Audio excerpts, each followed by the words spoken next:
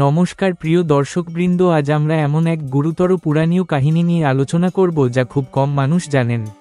মহাদেব স্বয়ং পার্বতী মাতার প্রশ্নের উত্তরে বলেছেন, স্ত্রী যদি স্বামীকে সহবাস করতে না দেন তবে এর কি ভয়াবহ ফল হতে পারে। গরুড় পুরাণ, অগ্নি পুরাণ, শিব পুরাণ এবং মনুস্মৃতিতে এ বিষয়ে স্পষ্ট বর্ণনা পাওয়া যায়।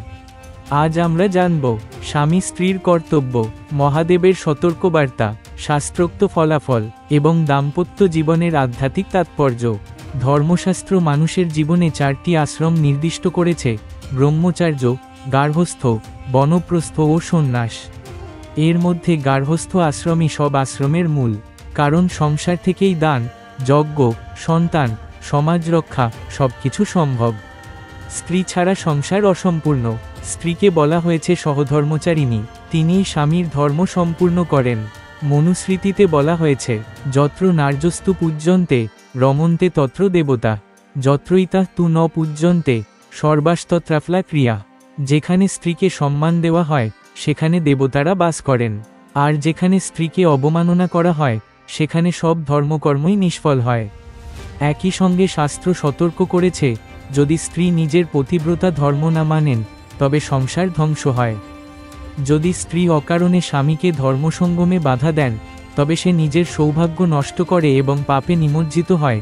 একদিন পার্বতীজি ভগবান মহাদেবকে প্রশ্ন করেছিলেন, হে প্রভু, যদি কোনো স্ত্রী তার স্বামীকে ন্যায়সঙ্গত সময়ে সহবাসে অস্বীকার করেন তবে এর ফল কি? তখন মহাদেব বলেছিলেন, হে দেবী, স্ত্রী যদি স্বামীকে ধর্মসম্মত কামধর্ম থেকে বঞ্চিত করেন তবে তিনি নরকে পতিত হন এবং তার সৌভাগ্য নষ্ট হয়। গরুড় পুরাণে আরও বলা হয়েছে, ঋতুকালে যদি স্ত্রী স্বামীকে অস্বীকার করেন তবে তিনি পরজন্মে দারিদ্র্য ভোগ করেন এবং সৌভাগ্য হারান। এখান থেকে স্পষ্ট হয়, শারীরিক সম্পর্ক এখানে কেবল ভোগ নয়, এটি ধর্মীয় কর্তব্য। শাস্ত্র কেবল স্ত্রী নয়, স্বামীর কর্তব্য সম্পর্কেও সমান গুরুত্ব দেয়। স্বামী স্ত্রীর ভরণপোষণ করবেন, সর্বদা রক্ষা করবেন এবং স্নেহপূর্ণ আচরণ করবেন, তাহলেই সংসার হবে ধর্মময়।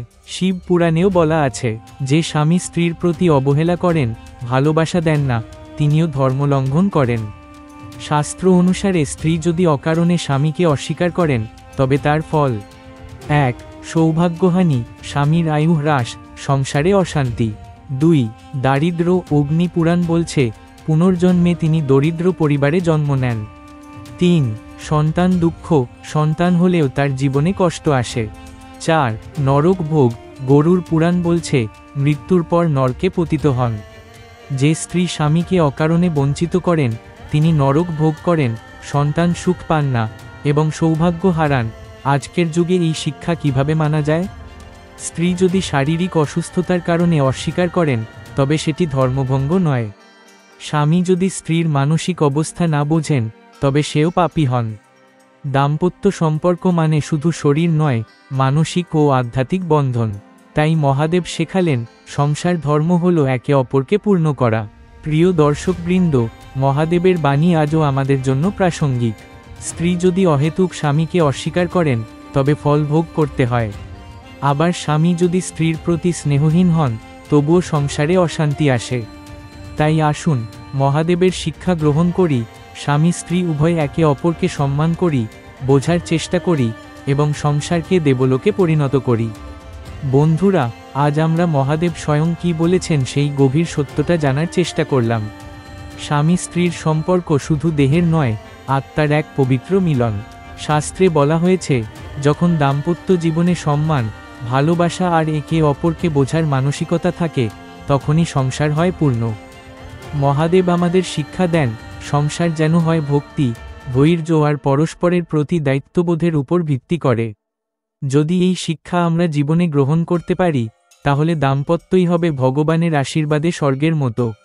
আপনারা কেমন লাগলো আজকের ভিডিও তা অবশ্যই কমেন্টে জানাবেন। ভিডিওটি ভালো লাগলে লাইক করুন, বন্ধুদের সাথে শেয়ার করুন আর অবশ্যই আমাদের চ্যানেলটি সাবস্ক্রাইব করতে ভুলবেন না। পরের ভিডিওতে আবার নতুন কোনো আধ্যাত্মিক শিক্ষা নিয়ে হাজির হব।